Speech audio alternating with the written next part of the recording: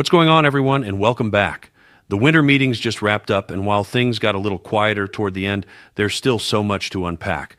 The Dodgers made their move getting Edwin Díaz as their new closer on a 3-year, $69 million deal, but you know what? The work is far from finished. There are still major questions surrounding this roster and some fascinating rumors starting to gain serious traction. So let's dive right into it, because even though the meetings are over, the hot stove is still burning and there's plenty to discuss. First off, can we talk about the Orioles for a second? Because they absolutely dominated this winter. They went out and got Pete Alonso on a 5-year, $155 million deal. They picked up Tyler Ward from the Angels. They added a closer in Felix Bautista coming back healthy. They're building something special in Baltimore, and honestly, they might have won the entire offseason so far. Usually it's the Padres who come out of winter meetings looking like champions of the rumor mill. But this year, it's all Baltimore. They identified their needs, and they went out and aggressively filled them. That's how you compete in the American League East. That's how you build a championship contender. Good for them. It's always better for baseball when more teams are willing to spend and compete at a high level instead of just sitting back and hoping to get lucky. But enough about other teams. Let's get into what matters for Dodgers fans. One of the biggest rumors picking up steam right now involves Teoscar Hernandez potentially heading to the Kansas City Royals. And honestly, the more you think about it, the more sense it makes. The Royals are actively looking for a right-handed outfield bat with some legitimate power. Their current lineup is extremely left-handed heavy. You've got Bobby Witt Jr., who's one of the brightest young stars in baseball. You've got Vinny Pasquantino. You've got MJ Melendez, all lefties. Salvador Perez is really their only established right-handed threat. They lost Michael Massey's production and need to replace that offensive balance. Enter Teoscar Hernandez, who just turned 33 but still has plenty of pop left in that bat. 33 home runs in 2024. 25 homers in 2025, 8 postseason home runs. The guy can still rake. The Royals aren't that far removed from playoff success either. They made it to the postseason in 2024 and got a taste of October baseball. They know they're close. They know 1 or 2 moves could put them over the top. And Teoscar fits perfectly into what they're trying to build. Here's the interesting part, though. Teoscar still has 2 years left on his contract.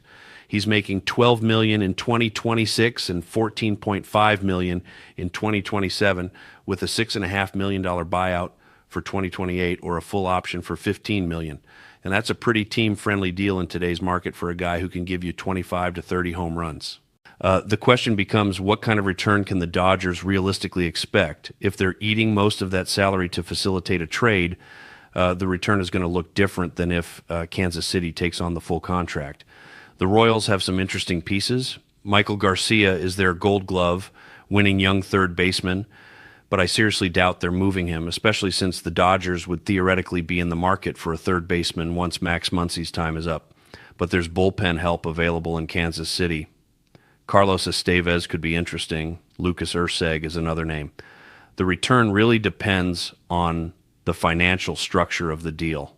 If it's a straight salary dump where the Dodgers are paying most of the money, you're probably looking at lower-level prospects or organizational depth.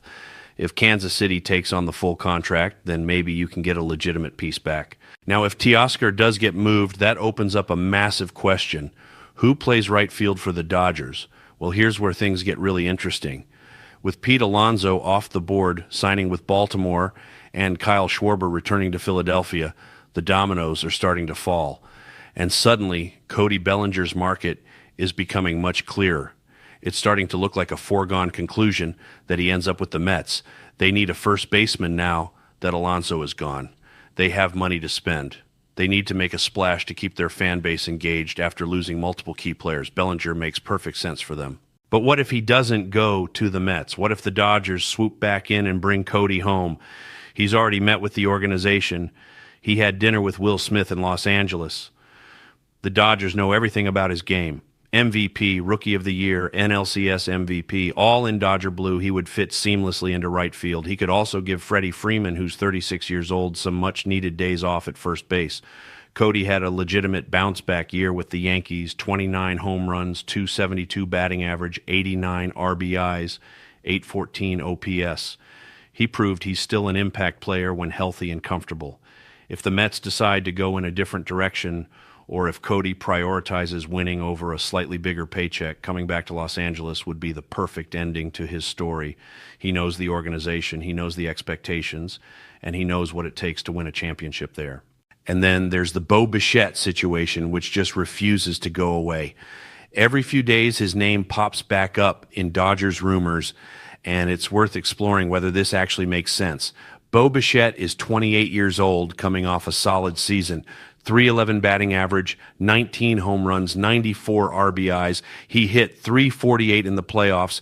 The Dodgers saw him up close in the World Series, and he was impressive. 29 home runs back in 2021 shows he has legitimate power potential. But here's the complication. Everything we've heard from Andrew Friedman and Dave Roberts suggests Mookie Betts is staying at shortstop. He was a Gold Glove finalist there. The experiment worked, so where does Bichette fit? Well, he could play second base. That's been a position of need for the Dodgers all offseason. He got some reps at second during the World Series, so he's shown he can handle the position. Or he could play third base, which might actually be his long-term home anyway. Max Muncy has 1 year left on his deal, and this very well might be his final season in the big leagues. The Dodgers need to start planning for life after Muncy at the hot corner. Bichette could be that answer starting in 2027, but here's the catch. Is Bichette willing to sign a shorter-term deal with opt-outs like the Dodgers have been offering to other free agents? Probably not, especially if you're asking him to move positions. If you want me to change positions and learn a new defensive role, I'm going to want long-term security, 6 or 7 years fully guaranteed. And that goes against everything the Dodgers have said publicly about not handing out lengthy contracts this offseason. They told Kyle Tucker they'd only do a short-term deal with multiple opt-outs. Would they make an exception for Bichette? It's possible, but it seems unlikely. The Red Sox are interested in Bichette. The Braves were sniffing around, although they seem reluctant to spend big money right now. There's even been whispers about a potential return to Toronto, depending on how their offseason plays out. It's a fluid situation, but the Dodgers are definitely in the mix. The question is whether the financial structure and positional flexibility can align in a way that makes sense for both sides. If Bichette is willing to take a big contract and play second base for a year before transitioning to third, it could work. If he's insisting on playing shortstop exclusively, it's probably a non-starter. Let me address something one of you brought up in the comments, because I love when you guys engage with each other and spark real discussions. Someone said the Dodgers need more contact hitters and mentioned names like Brendan Donovan from the Cardinals, Jarren Duran from the Red Sox, Stephen Kwan from the Guardians, all interesting names for the right price. But then someone else responded and said, just sign Bellinger. Contact guy with some power, good defender, doesn't require giving up prospect capital that should be saved for Dylan Cease or Garrett Crochet or whoever the next big trade target might be. And honestly, that's a really smart point. Why mortgage the future when you can sign a proven player who fits your needs without giving up assets?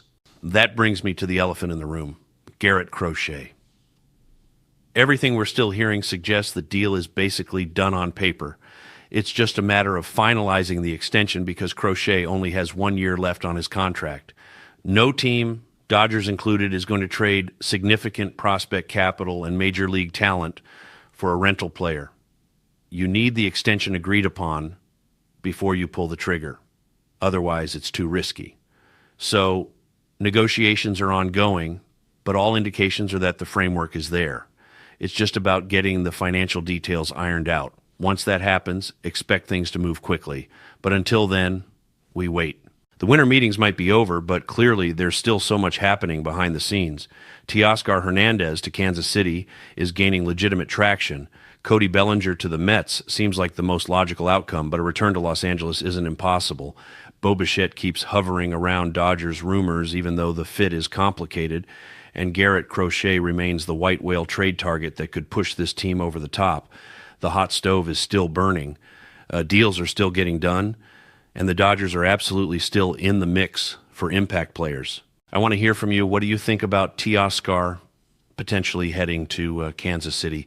Would you welcome Cody Bellinger back with open arms? Does Bo Bichette make sense if he's willing to play second or third base? Drop your thoughts in the comments, because that's what makes this channel special. We're all in this together, riding the rumor mill and trying to figure out how this roster comes together.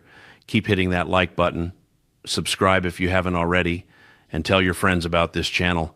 We've got so much more to cover as we head into the holidays and towards spring training. Thanks for being here, and as always, it's always time for Dodger baseball.